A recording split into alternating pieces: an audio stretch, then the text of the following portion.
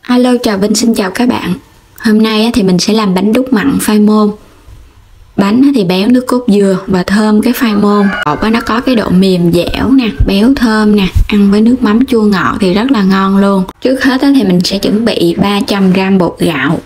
Bột gạo này các bạn dùng cái loại hạt hoặc là cái loại mịn đều được hết.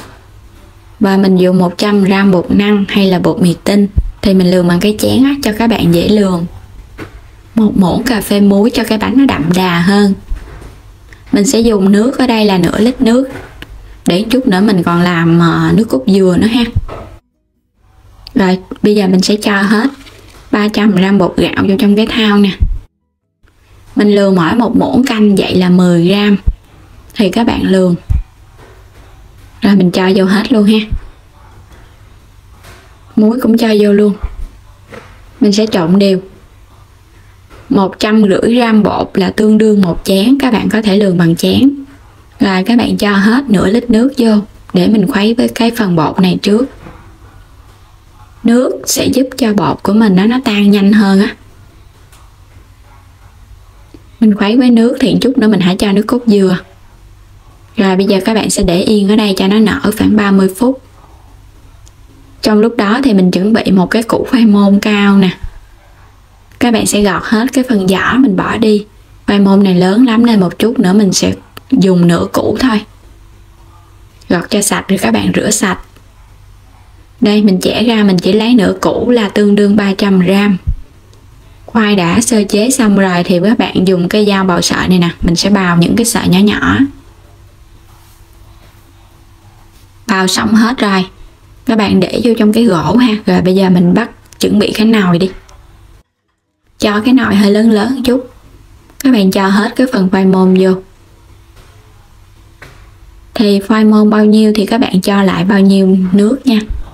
Tương đương là 300ml nước á, thì cái lượng nước nó sẽ sền sệt vậy nè, đừng có nhiều quá. Rồi bắt lên bếp mình sẽ nấu.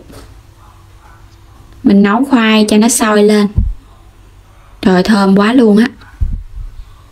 Các bạn trộn sơ nó ha để cho nó đều. Thì nó sôi lên chút xíu rồi mình trộn là được ha. Rồi mình đậy nắp lại và mình nấu tiếp 5 phút nữa. Quay trở lại cái thau bột thì mình để được nửa tiếng rồi nè các bạn. Bây giờ bột nó cũng lắng ở dưới cái đáy thau rồi đó. Thì bột nó nở hoàn toàn rồi. Mình sẽ khuấy đều nó lên. Rồi mình cho vào đây thêm 300ml nước cốt dừa nữa. Thì mình ép ra từ một trái dừa là 500g dừa.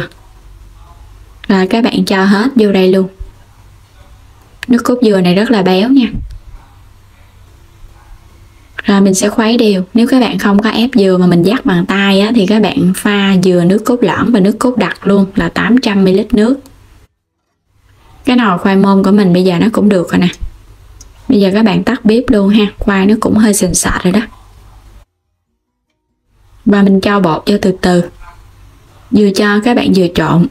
Tại vì khoai nó nóng á các bạn, nên mình cho bột vô vậy nè. Bột nó không có bị hôi, cũng như là nó có được cái độ sệt tự nhiên nữa. Mình trộn đều. Cho hết cái lượng bột luôn.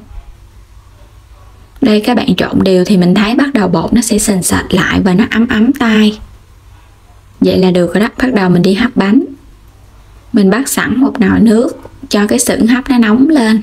Không cần thoa dầu, tại vì trong nước cốt của mình nó béo quá nên nó không có dính. Mình sẽ chia bột này ra làm 3 lớp. Rồi đậy nắp lại, mình sẽ hấp lớp đầu tiên khoảng chừng 10 phút. Đúng 10 phút bánh nó khô cái lớp mặt thì mình sẽ cho tiếp cái lớp thứ hai. Và trong lúc cho thì các bạn nhớ khuấy đều bột lên nha. Rồi tương tự mình hấp xong cái lớp thứ hai. Đây là lớp cuối cùng. Các bạn chỉ cần mỗi một lớp 10 phút là được với lửa vừa, đừng có lớn quá. Và cái lớp cuối cùng này thì mình hấp cho nó chín hoàn toàn luôn, là khoảng từ 20 đến 25 phút. Trong lúc chờ hấp bánh thì mình chuẩn bị tép nè, để mình làm nhân. Tép thì các bạn thích ăn nhiều thì mình dùng nhiều. Và một ít thịt nạc xay nữa, thì hai loại này là 400g. 50g tôm khô mình đã ngâm nước sẵn cho nó nở ra. Một cái củ sắn khoảng chừng 300-400g vậy đó. Hành và ngò, hành và củ tỏi luôn. Rồi trước hết thì các bạn sẽ đi lột cái phần tép này. mình lọc cho nó sạch cái phần vỏ đi. Các bạn sẽ rút cái cọng chỉ ở trên sống lưng nó bỏ đi ha. Rồi mình để qua một bên chút nữa mình bằm. Bằm tép xong thì các bạn dùng cái góc hành này nè để mình băm cho nó dập để chút nữa ướp thịt cho nó ngon. Cho hết cái góc hành vô trong thịt. Các bạn sẽ nêm vào đây hạt nêm nè, một ít tiêu xay, rồi mình trộn thịt và tép lên, ốp cho nó đều, rồi để một bên. Tiếp tục mình sẽ cắt cái củ sắn, cắt cho những cái lát mỏng mỏng á, để chút mình sắc hạt lựu. Mình sắc xong rồi mình để qua một bên luôn. Rồi các bạn sắc hết cái củ sắn. Hành và tỏi thì mình sẽ băm nhỏ nhỏ để chút nữa mình xào nhân.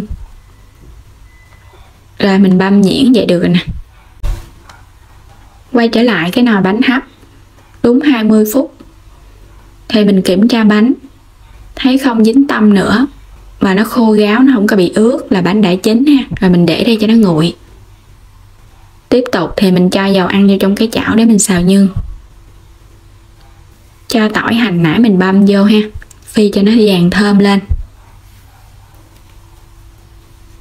Tép và thịt nãy mình ốp á, mình cho vô đây để mình xào luôn.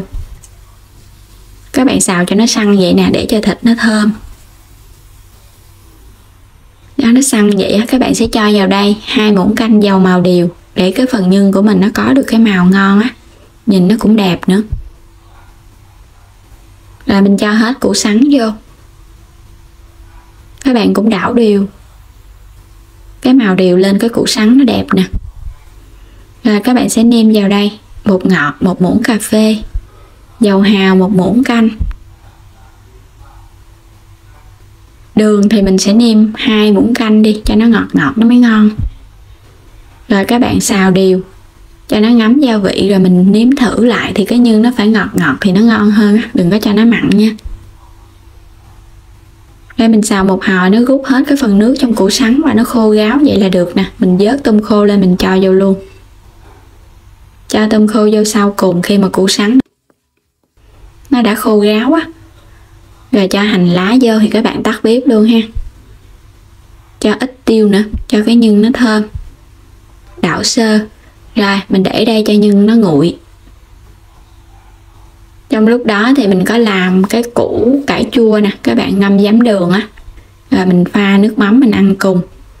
Nước mắm nó cũng phải chua chua ngọt ngọt, đừng có mặn quá thì mình ăn nó mới ngon.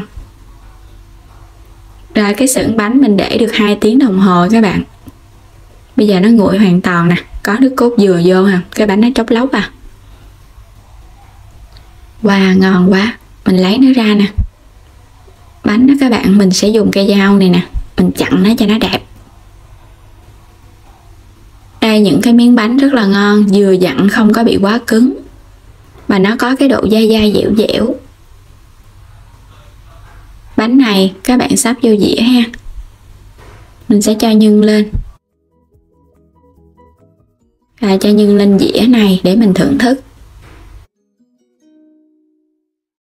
Một ít rau thơm. Các bạn cũng có thể ăn với rau cải và dưa chua, rồi dưa leo nữa. Vậy là mình đã hoàn thành xong món bánh đúc mặn rồi đó. Chan thêm nước mắm chua ngọt vô nữa. Thích ăn cay nhiều thì mình làm ớt nhiều. Rồi bây giờ mình sẽ thử miếng bánh ha. Bánh đúc mặn với khoai môn.